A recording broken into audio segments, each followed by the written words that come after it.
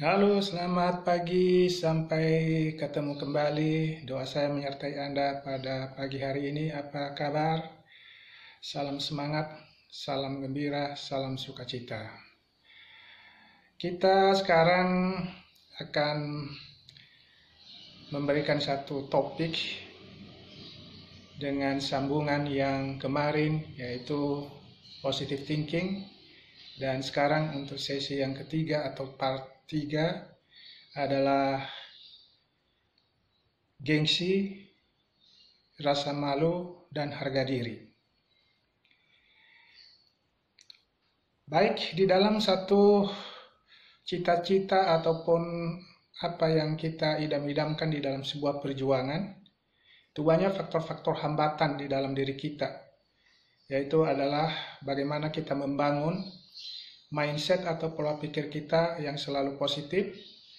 Dan yang kedua, kita menghindari istilah gengsi, harga diri yang berlebihan, di mana dalam setiap diri manusia pasti menemukan hal-hal seperti itu.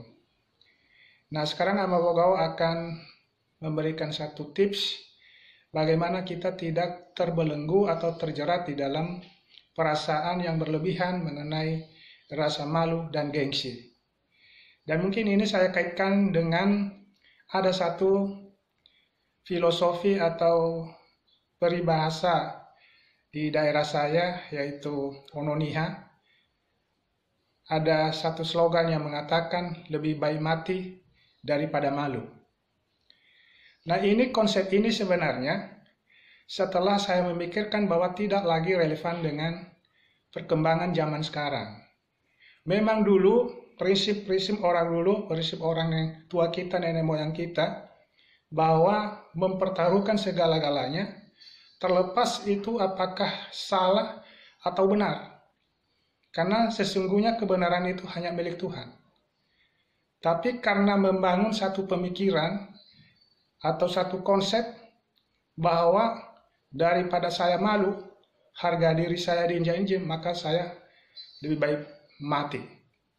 Nah, hal seperti ini yang justru kita harus rubah sekarang mindsetnya. Kalau Amabogao bisa mengatakan, kalau demi cita-cita, demi kemajuan yang positif supaya kita bisa sukses, bisa tenang hidupnya, maka konsep itu mungkin sekarang sedikit bertolak belakang. Jadi, tanda kutip saya katakan, lebih baik malu daripada mati. Itulah prinsip-prinsip yang dibangun oleh Amabogao di dalam dirinya. Kenapa demikian? Karena kalau kita selalu terjerat dan terbelenggu dengan pemikiran-pemikiran yang ada di dalam diri kita, rasa malu, gengsi, dan yang berlebihan, maka dengan sendirinya kita akan terjerat dan akan tersendat-sendat di dalam setiap langkah kita untuk mengejar satu cita-cita. Jadi, menurut hemat saya, lebih bagus kita mengalah untuk lebih maju.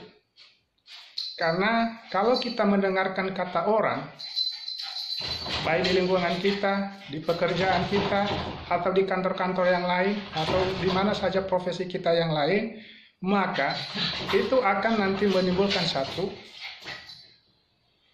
kesulitan-kesulitan yang kita hadapi. Nah, oleh sebab itu lebih bagus kita meringankan di dalam hati.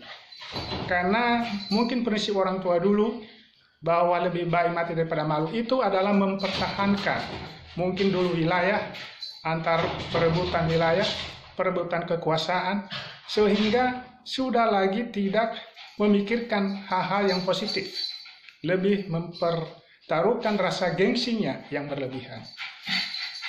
Nah, tadi sedikit terpotong, kita teruskan lagi.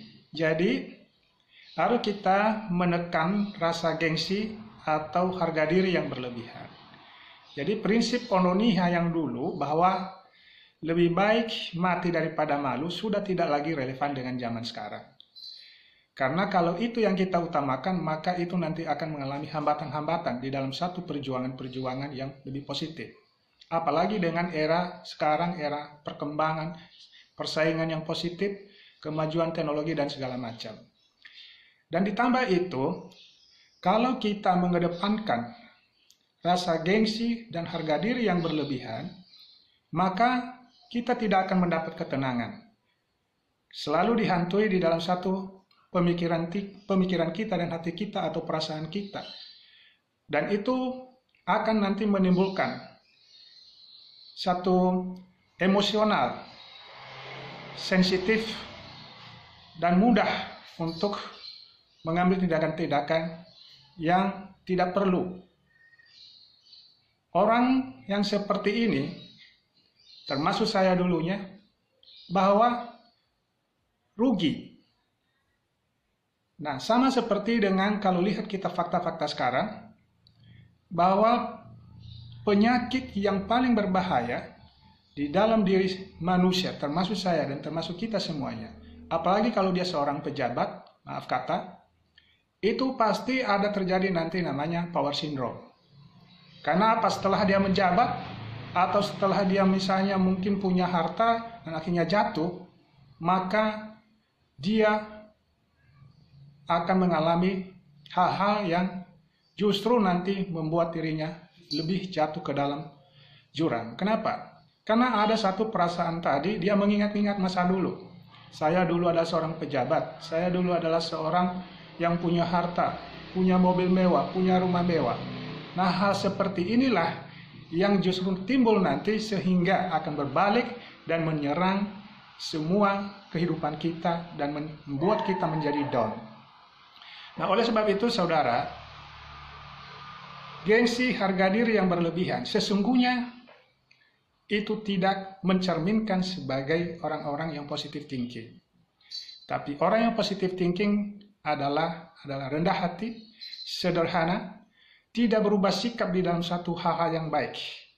Biar dia punya harta, punya jabatan, punya segala-galanya, tetapi dia tetap humble. Nah, itulah yang disebutkan dengan orang yang selalu sederhana, tetapi semangatnya yang luar biasa. Lebih bagus sikap kita biasa-biasa saja, sehingga bisa bergaul kepada siapa saja, tetapi semangat kita luar biasa. Semangat gotong royong, semangat kebersamaan, semangat saling bahu-membahu, dan saling bangun-membangun. Nah, inilah tips-tips yang harus kita jalankan sekarang ini. Ini yang menurut tips Amabogao. Dan ketiga adalah bagaimana kita hidup ini selalu aware dengan lingkungan kita.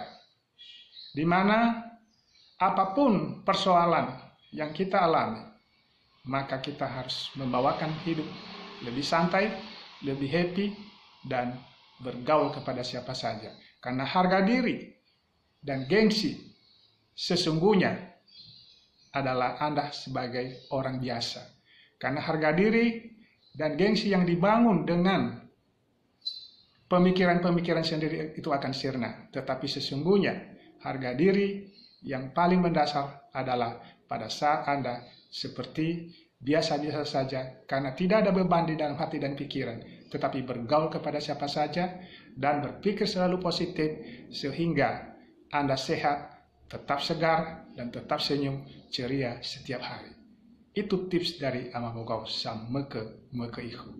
Oke saudara, sampai jumpa di lain kesempatan. Dadah.